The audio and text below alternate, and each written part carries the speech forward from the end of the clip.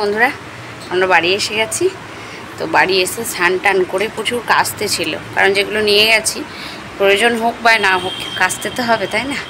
সব কেচে কুচে স্নান করে ছেলেকে স্নান করিয়ে দিয়েছিলাম আগে, যেহেতু ওর গায়ে জ্বর নেই তাই ওকে সাবান টাবান মাখিয়ে ভালো করে স্নান করিয়ে দিয়ে তারপরে নিজেরা সব ফ্রেশ হয়ে স্নান টান করে ভাত খেলাম। মা রান্না করেছিল পটল ভাজা, তোমাদের সঙ্গে শেয়ার করতে পারিনি কারণ প্রচণ্ড খিদে পেয়েছিল। পটল ভাজা, কাঁচকলা সিদ্ধ, আলু সিদ্ধ, আর আলু, বেগুন, পেঁপে, সয়াবিন, পটল সব কিছুতে একটা তরকারি। বেশ ভালো লাগলো খেতে।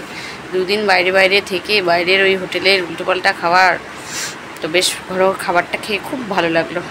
তো এবার একটুখানি শোবো, তো রাতে তো ঠিকঠাক ঘুম হয় না, তো এবার একটুখানি শোবো। তো চলো, সবাই শুয়েছে, এবার আমি একটুখানি শোবো। চুলটা ফুল ভিজে, কারণ এসে শ্যাম্পু করলাম, নাহলে মনে হবে হসপিটাল থেকে এসেছি, মনে হবে চুল দিয়েও হসপিটালের গন্ধ বেরোচ্ছে। তো চলো একটু রেস্ট নিই, তারপরে দেখা হচ্ছে। গুড ইভিনিং বন্ধুরা।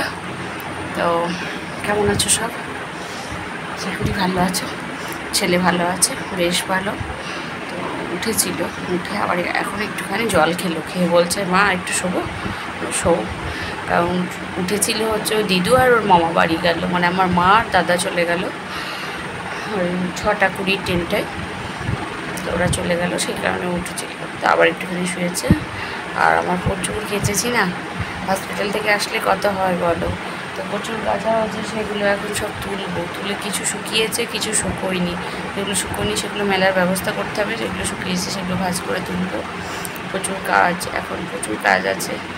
আর এই হচ্ছে, আর ভাতটা খেয়ে শুয়েছিলাম, বেশ আরাম লেগেছে, মানে বেশ ভালো লাগছিল ঘুমটা হওয়াতে শরীরটা অনেকটা ফ্রেশ লাগছে। কারণ ঠিক করে ঘুম হয়নি অনেক কটা রাত বেশ ঘুম হয়নি, 3-4 রাত ঘুম নেই। তো বেশ ভালো লাগছে, অনেক ফ্রেশ লাগছে শরীরটা। ছেলেও আগের তুলনায় অনেকটাই ভালো আছে, বাড়ি এসে স্নান টান করেছে, তো একটু বেশ সুস্থ লাগছে।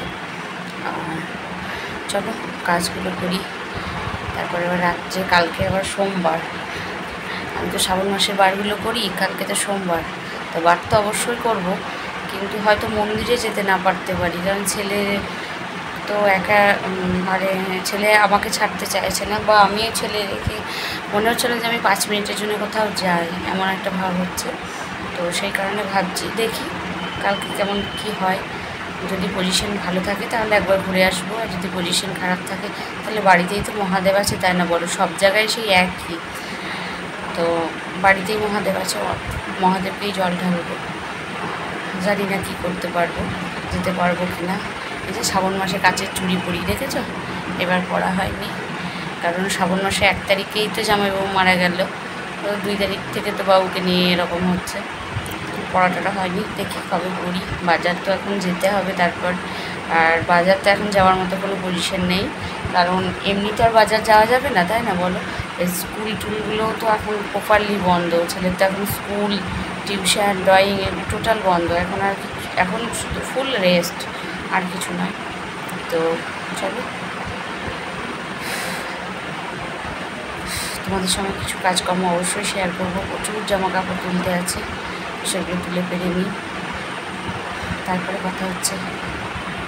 চুলটা পুরোপুরি শুকায়নি, জানো তো, আর স্নান টান করেই খাওয়া দাওয়া করে চুলটা ছেড়ে দিয়ে, যদিও বালিশের ওপর ছেড়ে দিয়ে শুয়েছিলাম, তো ভেজা তো সেই কারণে শুকোয়নি। তো চুলটা এখন আমি ছেড়ে দিলাম। সন্ধ্যা দেওয়া হয়ে গেছে মায়ের, আর বাবু একটুখানি খেলো, খাওয়ার পরে মায়ের সঙ্গে খেলছে, ও মায়ের সঙ্গে খেলছে, আর ওর বাবা একটু বাজারে গেছিলো। আমার না কৃষ্ণনগরে চপ্পলগুলো ছেড়ে এমার্জেন্সিতে যখন ঢুকবো তখন আমার চপ্পলগুলো খুলে রেখেছিলাম, তো বাইরে খুলে এমার্জেন্সিতে ঢুকেছি, তারপরে বেরিয়ে দেখছি চপ্পল নেই, চপ্পলগুলো কেউ যেন নিয়ে চলে গেছে। তো তাই ওর বাবা গেছিলো একটু চপ্পলগুলো আনতে, বললাম একটু এনে দাও, নাহলে তো আবার অসুবিধা হবে, দিয়ে তাই আনতে গেছিলো। তো চপ্পলগুলো নিয়ে বাড়ি আসলো, এক্ষুনি বাড়ি এসে মনে হয় ওয়াশরুমে গেছে, ও ফ্রেশ হচ্ছে। তো তারপরে করবো হচ্ছে চা করে একটু চা খাবো, কারণ এখন তার এমনি যে ছেলেকে পড়ানো সেসব নেই, ছেলে তো এখন পড়তে বসতে পারবে না। যদি 2-1 দিন পর ড্রয়িং ফয়িংগুলো যদি ওর ভালো লাগে তাহলে করতে দেবো ভেবেছি। আর তো এবার করবো হচ্ছে চা। চেয়ারে আছে লুঙ্গি দেখো। তো ওর বাবা ওয়াশরুম থেকে বেরিয়ে আসলো, গা ধুয়ে আসলো। ও বারবার গা ধোয়, ওর গরম লাগলেই ও গাটা ধুয়ে নেয়। তো এবার করবো চা করে, একটু চা খাবো। চাটা খেলে মাথাটা ছাড়বে, মাথাটা ধরেছে একটু। তো একটু চা করে একটু চা খাবো। তারপরে হচ্ছে করবো হচ্ছে মায়ের আজকে পূর্ণিমা, তো পরোটা করেছিল, তো পরোটা আছে মায়ের। 3টে না 4টে দেখলাম পরোটা আছে, মায়ের হয়ে যাবে। আর আমাদের একটু ভাত করব, কারণ তোমার ভাত ও বাবুকে ভাত খেতে বলেছে। কালকে আমার সোমবার আছে, আমি তো কালকে খাবো না, তো সেই কারণে একটু ভাত খাবো ভাবছি। একটু ভাত করব, ভাত, একটু ডাল সিদ্ধ, পেঁপে সিদ্ধ, এরকম আরেকটু আলু সিদ্ধ দেবো আমার জন্য, আর ডাল সিদ্ধ দেবো, আর হচ্ছে দেবো হচ্ছে পেঁপে সিদ্ধ, এরকম ভেবেছি। আর সবজি আছে একটু, আর যদি ডিম খায় তাহলে ডিমের অমলেট করে দেবো। এই হচ্ছে। চাটা করি, তারপরে দেখা হচ্ছে তোমাদের সঙ্গে। চা খেতে খেতে ক্যামেরাটা যদি পারি অন অবশ্যই করবো।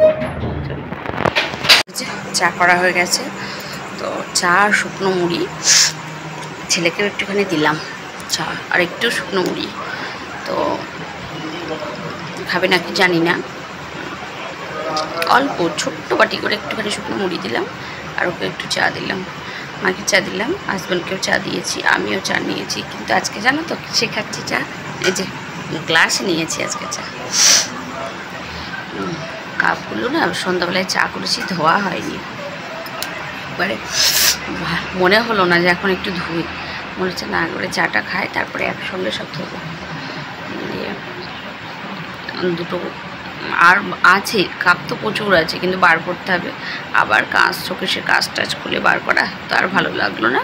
তো 2টো কাপ ছিল, একটা এই ছেলে খাচ্ছে, একটা হাজব্যান্ড খাচ্ছে, আর মা তো গ্লাসে খায়। বলছে আবার একার জন্য আমি একটা গ্লাসে নিয়ে নিলাম চা। চাটা খাই, খেয়ে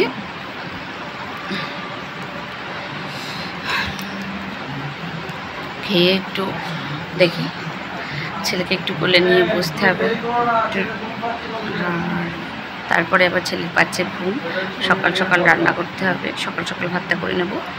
তো ভাতটা খেয়ে তারপরে হচ্ছে ঘুমাবে। ও ঘুম পাচ্ছে, ঠিকঠাক ঘুম হয়নি। তো চল এখন আমি চা খাই, তারপরে কথা হচ্ছে তোমাদের সঙ্গে। বাজছে হচ্ছে 8:30, বসাবো হচ্ছে ভাত। একটুখানি আমি ভাত করবো বললাম না তোমাদের জন্য, ছেলেকে ভাত খাওয়াবো। আমারও কাল সোমবার, তো ভাত করবো আর ডিমের অমলেট করবো। ভাত হবে, ডাল সিদ্ধ, আলু সিদ্ধ, পেঁপে সিদ্ধ, আর করবো ডিমের অমলেট, আর কিছু নয়। তো চলো ফটাফট করে নিই গা ভাতটা, কারণ 8:30 বাজছে। 9টা 10-15 মধ্যে ছেলে খাওয়াবো। তো আমার ভিডিওগুলো যদিও এখন শর্ট হচ্ছে, বেশি লং টাইম দিতে পারছি না। কাল থেকে চেষ্টা করব, অবশ্যই চেষ্টা করব কাল থেকে একটু লং ভিডিও দেওয়ার, কারণ এই 2 দিন হসপিটালে ছিলাম। তো আর হসপিটালে ছেলেকে নিয়ে এতটাই ছিলাম যে আমার ভিডিওগুলো সব ঠিকঠাক করা হচ্ছিল না। তো আজকেও বাড়ি এসে প্রচুর কাজ ছিল, তো সেসবগুলো সব কমপ্লিট হচ্ছে। তবে ছেলেকেও তো দেখতে হচ্ছে বলো। তো কাল থেকে অবশ্যই ঠিকঠাক করে ভিডিওগুলো দেওয়ার চেষ্টা করব। আর আমরাও ভালো আছি, এখন বেশ ভালো আছি। তো তোমরাও সকলে ভালো থেকো, সুস্থ থেকো। আর এই গরমে না খাওয়া দাওয়াটা একটু ঠিক করবো। আমার ছেলের তো খাওয়া দাওয়ার জন্যই হলো, তার কারণ হচ্ছে আমি সেদিন শ্মশানে গেছিলাম, ও খেয়েছিল তড়কা দিয়ে রুটি, সে পুরোটাই কেনা।